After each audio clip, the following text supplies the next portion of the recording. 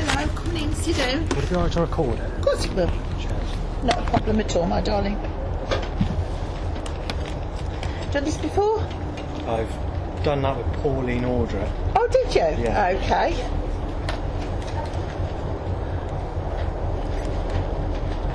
Right, then I'll ask you for 5 colours, please. First 5 that you get drawn to.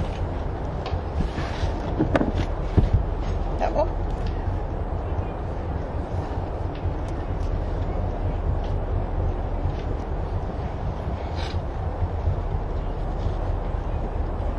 Thank you. Fabulous, thank you for that. And that one wants to come as well, so we'll have a look at that one. Oh. We've had some ups and downs this year, haven't we, my darling? Yeah, and they're just showing that the level of emotion that you've been running on, because it's been quite high. You've had to draw a line under quite a few things this year, particularly emotional stuff, because they're talking about your anger and how frustrated you've been because you haven't been able to move things forward. Does that make sense? Yeah. It's just, you know, as life wheels turn and we have our ups and we have our downs, you've got stuck in this rut and you've tried to get out the rut, but it's sunk back down. But what they're saying is, be prepared for change. Okay. Thank God is what I want to say, because boy, do you need some change, my darling. But what I need you to do is to deal with these emotions, because with all due respect, you're carrying a lot of baggage that's not yours, and it's time to put it down. You know, it's quite easy to look back, because we know where we've been, we know how we've felt, we know what we've been through. But actually I want to draw a line under what's gone before and start looking forward, because there's so much to look forward to. If you could just put that behind you. Yeah. It hasn't been easy, and I know it's been very difficult to deal with the frustration of it all.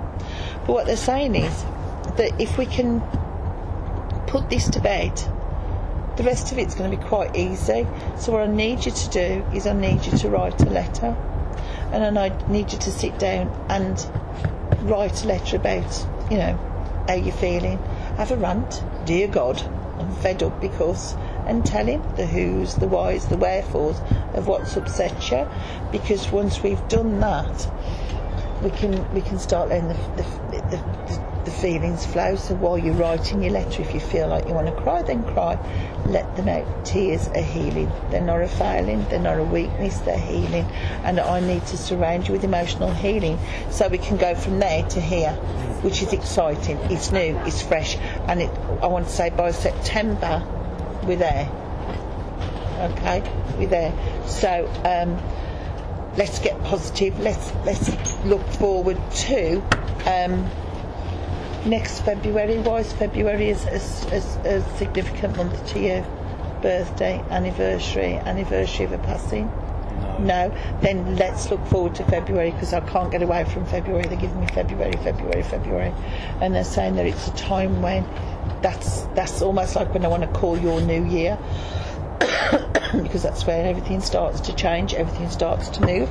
Shuffle your cards for me, John. I've got to ask you, who's got the D initial? D. What, in a name? Yeah, like David, Daniel. Yeah, there's a David. Is he quite close to you? An uncle. Oh, okay. But is he earth side or spirit side? I don't think he's into the spirit side as such, but he's similar. There are some things that are into that close. Yeah, because I just feel like I want to get physically, like I want to be more friends with, I want to be closer to him. Yeah. Because I think you two have got a lot more in common than you seem to realise, or in fact rather than he seems to realise. But what they're showing is he's got your back, he's looking after you. Or he's there if you need him, he's there. And I know you're feeling quite isolated at the moment, but he's saying, what they're saying is, you know, look to Uncle David, because he's there and he's supportive. You know, he might not always push himself forward, but he's certainly there for you if you need him. Right. Who have you lost? Who's the last person you've lost to spirit? The most recent? It would be someone called Kobe, a baby. Sorry? A baby. Yeah. Because that's... How long ago was this? I guess it was around about 9 months ago. Okay. Just because that's where I've got pure spirits surrounding, which is either a small child, pure child, because they're surrounding you with unconditional love because you need it at the minute, because that struck you hard. That struck hard. What was it about? What was his relation to you? Nephew. Half brother, I would say. Yeah. It feels like a nephew. So if it's half stepbrother, then I'll accept that. But know that he's safe. He's safe in the world of spirit. And such a pure soul, he wasn't meant to stay. Yeah. Which doesn't make it any easier for the loss, but nonetheless, he's safe in the world of spirit, and he's there with all the rest of the family, and he's being nurtured and cared for. Whew, that was a food to come in. Right, my darling, what questions do you have? This is your proactive beat.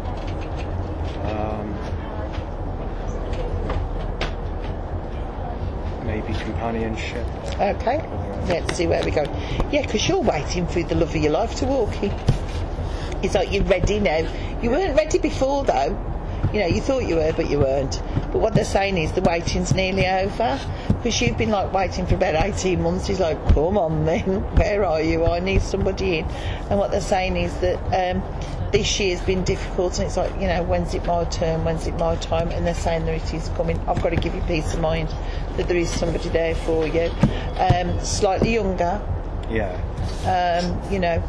But nonetheless there. Because are you talking to them already? Not at the moment. Right, then I need you to be a bit more proactive. With all due respect, if we're climbing the bottom of the wardrobe, Narnia isn't there. I've tried it, it don't work. We need to get you out of the wardrobe, we need to get you out there and meeting new people. But they are looking in the next 18 months to have you nicely settled. But I need you proactive, because they're saying that if you start being proactive now, then this time next year your hard work will have paid off. You'll be coming and going, Lynn, I'd like you to meet. Yeah? Because there are opportunities, but we've got to chase them. We've got to go for them, and we've got to celebrate in yourself. Can I ask, what do you do for work? I'm unemployed at the moment. Okay, thank you for that, because they've got a new job. But I couldn't see what it was, and I wondered what you did for a living. But I need to do some new training, so I don't know whether you're already training or studying, but they're saying that this new job is bringing more training and studying, and they're saying that but in the next they're putting 4 over it, so in 4 weeks or 4 months. I want to go 4 months, so it's where are we? July, August, September, October, November. There's work coming in. And it's like this is where everything starts to turn around. Have you been looking to move house as well? Yeah, I have, because there's been a lot of problems. I don't know, it's the neighbours or the area, but it's difficult.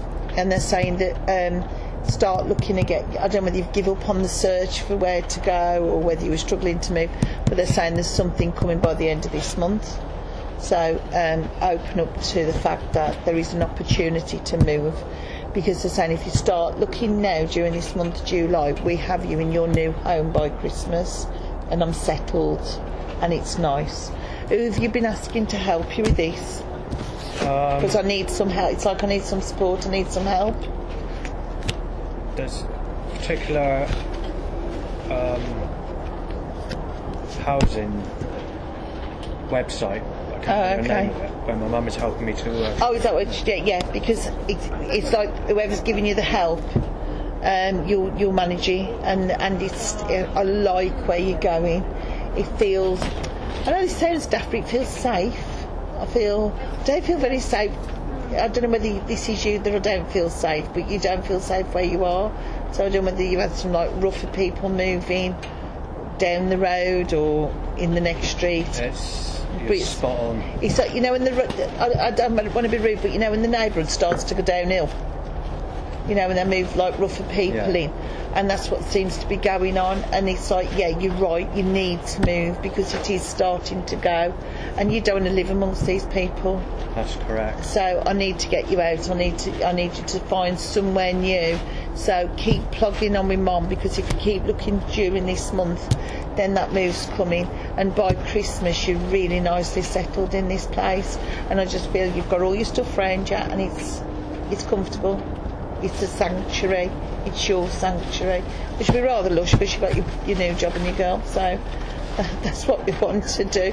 But you've got to trust and believe that it's going to happen. Yeah. This is the year when you can turn it around. This is the year when you can make it happen.